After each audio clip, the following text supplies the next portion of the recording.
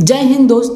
Guys, आज के video में हम लोग कंप्यूटर के जनरेशन को सीखेंगे कि किस जनरेशन में कौन सा इलेक्ट्रॉनिक्स कंपोनेंट या मेमोरी सर्किट का यूज किया गया एंड कब से कब तक कौन से जनरेशन की टाइमलाइन चली एंड किस जनरेशन में किस टाइप्स के कंप्यूटर इन्वेंट किए गए एंड उसकी साइज और स्पीड क्या थी। इन सारे टॉपिक्स को आज हम लोग डिटेल में सीखेंगे दोस्त। चलिए बिना टाइम को लॉस किए आज के टॉपिक की तरफ बढ़ते हैं। मैं हूं संदीप और आप हैं अपने इस यूट्यूब चैनल इन्फोटेक संदीप के साथ। तो चलिए शुरू करते हैं।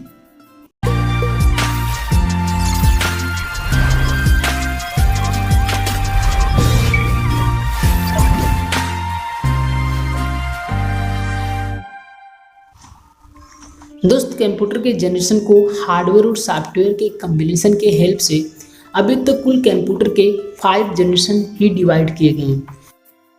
चलिए हम लोग अपने जनरेशन को सीख लेते हैं कि किस जनरेशन में क्या क्या आए थे।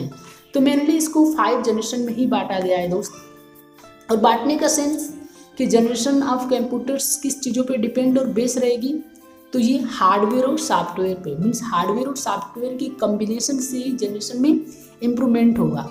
जैसे कि फिजिकली डिवाइस, उसकी साइज वगैरह क्या थी एंड उसमें किस टाइप्स का ऑपरेटिंग सिस्टम प्रोग्राम को डिज़ाइन किया गया, तो इन दोनों की हेल्प से जनरेशन में चेंजिंग आती है, राइट। दोस्त, हमने जनरेशन ऑफ कंप्यूटर के चार्ट को डिज़ाइन किए हुए हैं कि जिससे आप लोग को समझने में काफ़ी आसान हो जाएगी इस चार्ट की हेल्प से कि किस जनरेशन का कितना टाइमलाइन, कितना उसका समय काल चला एंड किस जनरेशन में इलेक्ट्रॉनिक्स कंपोनेंट मेमोरी सर्किट का यूज किया गया, साइज उसकी क्या थी, उसकी स्पीड क्या थी एंड कौन से कंप्यूटर को किस जनरेशन में यूज किया गया है। आप देख सकते हैं बहुत इजी वे है दोस्त इसको समझना। ऐसा कोई कंप्यूटर से रिलेटेड एग्जाम नहीं है जहाँ पे कंप्यूटर के बेसिक न पूछे जाएं। जनरेशन ऑफ कंप्यूटर के चार्ट को अगर आप समझ लेते हैं, जो मैं टाइमलाइन पीरियड के जो मैं चार्ट यहाँ पे मेंशन किया है, डिज़ाइन किए हुए हैं, इस चीज़ को अगर आप समझ लेते हैं तो आप दोस्त एक अच्छे लेवल से आप इसको डिफाइन कर पाएंगे। तो आप दोस्त इसका स्क्रीनशॉट ले सकते हैं वीडियो को पॉज करके और अपने अकॉर्डिंग इसे लर्न करते रहिएगा, बिकॉज कि ये चीज़ें आपको ज़्यादा समझ में आएगी। चलिए दोस्त और इसे डिटेल में समझते हैं। फर्स्ट जनरेशन 1946 टू 1959, ये जनरेशन 1946 से 1959 के बीच तक चला था। इसमें जिस प्रकार के कंप्यूटर बनाए गए वो सारे कंप्यूटर्स फर्स्ट जनरेशन कंप्यूटर्स के कैटेगरी में आए हैं। फर्स्ट जनरेशन में वैक्यूम ट्यूब का यूज किया गया एंड फर्स्ट इलेक्ट्रॉनिक्स कंप्यूटर 1946 में ENIAC बनाया गया, जिसका पूरा नाम electronic numerical integrator and calculator है। ENIAC के डेवलपर हैं JP Eckert and John Mosley. First generation के कंप्यूटर में बैच प्रोसेसिंग ऑपरेटिंग सिस्टम का यूज किया गया था। इसमें मशीन लैंग्वेज का यूज किया गया था। इसमें इनपुट और आउटपुट के लिए punch cards, paper tape and magnetic tape का यूज किया जाता था। दोस्त, प्रेजेंट टाइम में हम लोग multiple type of device input और आउटपुट के लिए यूज करते हैं, बट फर्स्ट जनरेशन में इनपुट और आउटपुट के लिए punch cards, paper tape and magnetic tape का यूज किया जाता था।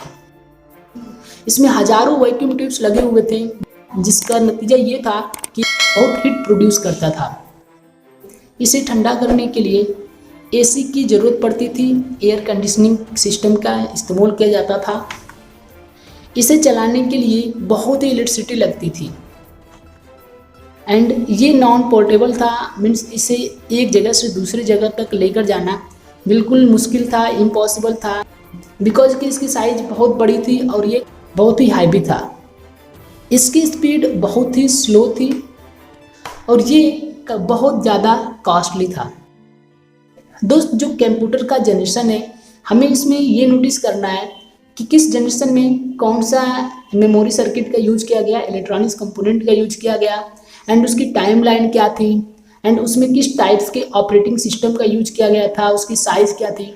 तो ये सारी चीज़ों को अगर आप नोटिस करेंगे तो आपको कोई प्रॉब्लम नहीं होगी, आसानी से आप इस चीज़ों को समझ जाएंगे दोस्त। बस यही आपको नोटिस करना है कि किस जनरेशन में कौन सा इलेक्ट्रॉनिक्स कंपोनेंट मीन्स किस जनरेशन में कौन सी मेमोरी सर्किट आई, एंड उसकी टाइम लाइन क्या था, उसमें किस प्रकार का ऑपरेटिंग सिस्टम को यूज किया गया, एंड उसकी साइज क्या थी। तो ये सारी चीज़ों को आप लोग नोटिस करिएगा। आप लोग देख सकते हैं दोस्त, वैक्यूम ट्यूब कुछ इस प्रकार से दिखता था। आप देख सकते हैं फर्स्ट जनरेशन के कंप्यूटर को, जिसकी साइज एक रूम के बराबर हुआ करती थी और ये बहुत भारी होते थे। दोस्त फर्स्ट जनरेशन के कंप्यूटर के जितने सारे एग्जाम्पल्स हैं जो हमने चार्ट को डिजाइन किए हैं, किस टाइप्स के कौन से कंप्यूटर्स आए थे उसी चार्ट में मेंशन किए हुए हैं। आप वहां से नोटिस कर लीजिएगा दोस्त कि फर्स्ट जनरेशन में किस टाइप्स के कंप्यूटर इन्वेंट किए गए एंड सेकेंड जनरेशन में किस टाइप्स के कंप्यूटर इन्वेंट किए गए। उन सारे कंप्यूटर्स को उस चार्ट में हमने मेंशन किया है, जहां से आप लोग को समझना बहुत ही आसान हो जाएगा। अब हम लोग बढ़ते हैं सेकेंड जनरेशन की तरफ। सेकेंड जनरेशन 1959 से 1965 तक चला। इस जनरेशन में ट्रांजिस्टर का यूज हुआ। दोस्त वैक्यूम ट्यूब की जगह पे ट्रांजिस्टर का यूज किया गया। वैक्यूम ट्यूब्स की अपेक्षा ट्रांजिस्टर की साइज काफ़ी छोटी थी। इसकी वजह से कंप्यूटर की साइज और इसकी कैपेसिटी भी अधिक हो गई एंड ये फास्ट हो गया। दोस्त इस जनरेशन में हाई लेवल कोबोल और फोर्ट्रान असेंबली लैंग्वेज के द्वारा प्रोग्रामिंग की जाने लगी। दोस्त हम लोग इस जनरेशन के फीचर्स को देख लेते हैं।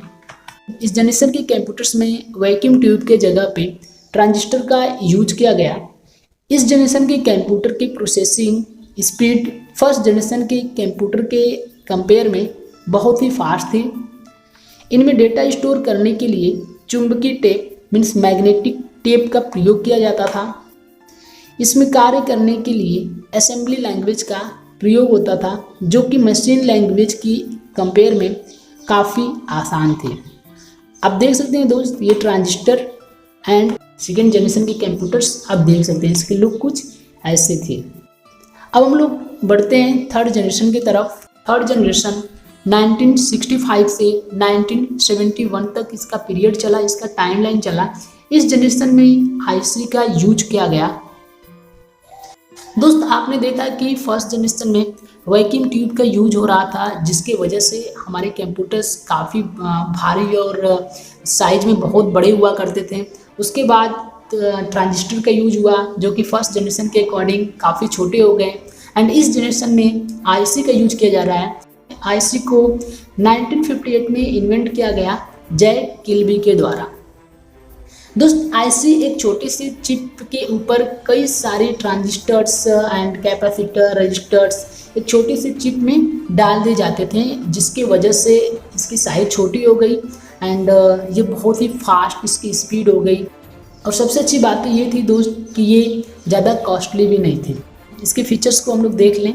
थर्ड जनरेशन का जो फीचर्स है सेकेंड जनरेशन से काफ़ी छोटा था, ज़्यादा इलेक्ट्रिसिटी का इस्तेमाल नहीं करता था, फर्स्ट और सेकेंड जनरेशन के कंपेयर में ज़्यादा गर्म नहीं होता था, हाई लेवल लैंग्वेज का यूज करता था, पोर्टेबल एवं आसान रख रखाव था। इसको एक जगह से दूसरे जगह तक आसानी से ले जाया जा सकता था। ये ज़्यादा कॉस्टली नहीं था। इसे बिजनेस में एक अच्छे लेवल पे यूज किया जाता था। इनपुट के लिए पंच कार्ड के जगह माउस और कीबोर्ड का यूज किया जाता था। इस जनरेशन के कंप्यूटर को ऑपरेट करने के लिए सिंगल पर्सन की ही ज़रूरत हुआ करती थी। आईसी आप लोग देख सकते हैं आईसी को एंड इस जनरेशन के कंप्यूटर कुछ पोर्टेबल कंप्यूटर इस प्रकार से कंप्यूटर दिखने लगे, जो अभी भी हम लोग डेस्कटॉप कंप्यूटर जैसे ये दिख रहे हैं, जो इस टाइम हम लोग यूज करते हैं डेस्कटॉप, कुछ इसी तरह से ये थर्ड जनरेशन के कंप्यूटर के लुक थे, ऐसे ही दिखते थे। अब हम लोग बढ़ते हैं नेक्स्ट जनरेशन फोर्थ जनरेशन की तरफ। फोर्थ जनरेशन 1971 से 1980 तक चला। इस जनरेशन में VLSI माइक्रो प्रोसेसर का निर्माण हुआ। VLSI क्या है दोस्त? Very large scale integrated. दोस्त पिछले जनरेशन में इंटीग्रेटेड सर्किट का यूज किया गया और इस जनरेशन में फोर्थ जनरेशन में वेरी लार्ज इंटीग्रेटेड सर्किट का यूज किया गया, जिसका नतीजा ये है दोस्त कि ये एक सिंगल चिप के ऊपर approx 5000 transistor and another circuit components एक ही चिप के ऊपर आसानी से लगाए जा सकते थे। जिसके वजह से दोस्त इस जनरेशन के कंप्यूटर बहुत ही पावरफुल बन गए। Fourth generation means micro computer, यानी कि माइक्रो प्रोसेसर के नाम से इसे जाना गया। फोर्थ जनरेशन में डेस्कटॉप कंप्यूटर और पर्सनल कंप्यूटर्स क्रांति का भी जन्म हुआ। इसे लोग घरों में, ऑफिस में, स्कूल, कॉलेज, हॉस्पिटल मीन्स हर जगह पे पर्सनल कंप्यूटर को लोग यूज करने लगे थे। इस जनरेशन में time sharing, real time networks, distribute operating system, multiple operating system का यूज किया गया। एंड इस जनरेशन में C एंड C++, DBase जैसे हाई लेवल लैंग्वेज का भी यूज किया गया। इसके हम लोग कुछ फीचर्स को देख लेते हैं। फोर्थ जनरेशन के फीचर्स, ये थर्ड जनरेशन से बहुत ही पावरफुल था, साइज का बहुत छोटा था, प्रोसेसिंग में बहुत ही स्पीड इसकी अच्छी थी, कम इलेक्ट्रिसिटी का इस्तेमाल करता था, कंप्यूटर को ठंडा करने के लिए कूलिंग सिस्टम में ही अवेलेबल था, बिजनेस में एक अच्छे लेवल पे इसे यूज किया जाता था। सभी जनरेशन से ये काफ़ी चिप था, सस्ता था एंड सभी प्रकार की हाई लेवल लैंग्वेज को यूज किया जाता था। दोस्त आप लोग माइक्रो प्रोसेसर देख सकते हैं। ये माइक्रो प्रोसेसर, क्वेश्चन ये भी आ सकता है दोस्त कि माइक्रो प्रोसेसर को किस कंपनी ने इन्वेंट किया था एंड कब किया। पहला माइक्रो प्रोसेसर को इंटेल कॉर्पोरेशन नाम की कंपनी ने 1971 में इन्वेंट किया। फर्स्ट माइक्रो प्रोसेसर जो इन्वेंट किया गया उसका नाम इंटेल 4004 रखा गया। इसके वजह से ये जनरेशन बहुत ही फास्ट हो गई दोस्त, फोर्थ जनरेशन माइक्रो प्रोसेसर की वजह से। और इसी जनरेशन में माइक्रो कंप्यूटर का भी जन्म हुआ। फोर्थ जनरेशन माइक्रो कंप्यूटर को बोला जाता है दोस्त। ये फोर्थ जनरेशन के कंप्यूटर को आप लोग देख सकते हैं। ये फोर्थ जनरेशन का कंप्यूटर कुछ इस प्रकार से दिखता है, जो कि अभी हम लोग इसे डेस्कटॉप, जिस कंप्यूटर्स को हम लोग डेस्कटॉप कंप्यूटर्स के नाम से जानते हैं, जिसे हम लोग यूज भी करते हैं, फोर्थ जनरेशन के कंप्यूटर्स जो कि इस प्रकार से दिख रहा है। आप लोग जरूर देखे होंगे इस कंप्यूटर्स को। अब दोस्त बात करते हैं फिफ्थ जनरेशन की। फिफ्थ जनरेशन 1980 से टिल डेट आज तक इसको यूज किया जा रहा है। इस जनरेशन में ULSI माइक्रो प्रोसेसर का यूज किया जा रहा है। ULSI means ultra large scale integration. दोस्त फोर्थ जनरेशन मीन्स पिछला जनरेशन में VLSI माइक्रो प्रोसेसर का यूज किया जा रहा था, जो कि वेरी लार्ज स्केल इंटीग्रेशन था। लेकिन ये अल्ट्रा लार्ज स्केल इंटीग्रेशन है दोस्त, कि इसमें उससे भी कई ज़्यादा गुना मीन्स 10 मिलियंस कंपोनेंट्स को एक छोटे से सर्किट पे, छोटी से चिप के ऊपर लगा दिए जाते थे, जिसका रिजल्ट ये है कि ये बहुत ही फास्ट वर्क करेगा। एंड इस जनरेशन के कंप्यूटर में AI आर्टिफिशियल इंटेलिजेंस का यूज किया जा रहा है। आर्टिफिशियल इंटेलिजेंस आजकल बहुत ही न्यूज में रहता है दोस्त, आप लोग इसको सुने होंगे। आर्टिफिशियल इंटेलिजेंस काफ़ी न्यूज में रहता है। जो AI है आर्टिफिशियल इंटेलिजेंस, ये ह्यूमन की तरह है। जिस तरह से हम ह्यूमन किसी भी टाइप्स की बातों को, क्वेश्चंस को सोच समझ के रिप्लाई देते हैं, ठीक उसी प्रकार से AI रिप्लाई देगा दोस्त। इसके लिए इसमें अलग अलग सेंसर का इस्तेमाल किया गया है। साइंटिस्ट लोग अभी भी इसे इम्प्रूव करने के लिए प्रयास कर रहे हैं दोस्त। आज हम लोग फिफ्थ जनरेशन को यूज कर रहे हैं, जो कि इस प्रकार से कंप्यूटर हैं, जैसे desktop, laptop, notebook, ultra book, Chrome book, कुछ इस प्रकार के कंप्यूटर जिसे हम लोग यूज कर रहे हैं। हमने सीखा कि फर्स्ट जनरेशन में वैक्यूम ट्यूब का यूज हुआ था, जिसकी वजह से कंप्यूटर की साइज काफ़ी बड़ी थी। एंड सेकेंड जनरेशन में ट्रांजिस्टर का यूज हुआ, जो कि उससे छोटा था। फिर थर्ड जनरेशन में IC की वजह से कंप्यूटर सेकेंड जनरेशन के कंपेयर और छोटा हो गया। एंड फोर्थ जनरेशन में VLSI माइक्रो प्रोसेसर को यूज किया गया, जिसका नतीजा ये था कि काफ़ी छोटे हो गए। एंड इस जनरेशन में मीन्स फिफ्थ जनरेशन में ULSI माइक्रो प्रोसेसर को यूज किया गया, जो कि हम लोग बिल्कुल एक हाथ में रख करके मोबाइल एंड्रॉइड फ़ोन तक यूज करने लगे। एंड इस जनरेशन में AI आर्टिफिशियल इंटेलिजेंस का यूज किया जा रहा है दोस्त। चलिए इसके फीचर्स को हम लोग समझ लेते हैं। इन कंप्यूटरों में ULSI ultra large scale integration chip का यूज किया गया है। इन कंप्यूटरों में आर्टिफिशियल इंटेलिजेंस उपस्थित है, अवेलेबल है, जिसके कारण इनमें निर्णय लेने की क्षमता है। इस कंप्यूटर्स की प्रोसेसिंग बहुत ही फास्ट है। इस जनरेशन के कंप्यूटर्स में भारत में ही निर्मित कंप्यूटर परम शामिल है, यानी सुपर कंप्यूटर्स परम शामिल है। AI आर्टिफिशियल इंटेलिजेंस, आप देख सकते हैं AI, ये इस पे अभी भी काम चल रहा है दोस्त। साइंटिस्ट लोग इसे इम्प्रूव करने के लिए अभी भी इस पे सर्चिंग कर रहे हैं। ये बहुत ही फास्ट जनरेशन है AI, लेटेस्ट जनरेशन। और ये 5th जनरेशन के कंप्यूटर्स कुछ इस प्रकार से दिखते हैं। इस कंप्यूटर को हम लोग यूज भी कर रहे हैं। चलिए दोस्त, अब टाइम आता है कि आज के टॉपिक से जितने सारे क्वेश्चंस प्रिपेयर हो रहे हैं उन क्वेश्चंस को हम लोग देख लेते हैं। और आप लोग जितने सारे क्वेश्चंस होंगे इन सारे क्वेश्चंस का रिप्लाई मेरे कमेंट सेक्शन में ज़रूर दीजिएगा दोस्त। चलिए फर्स्ट क्वेश्चन की तरफ बढ़ते हैं। फर्स्ट क्वेश्चन है, कंप्यूटर के जनरेशन किस बेस पर आधारित है? AI का पूरा नाम क्या है? IC का पूरा नाम क्या है?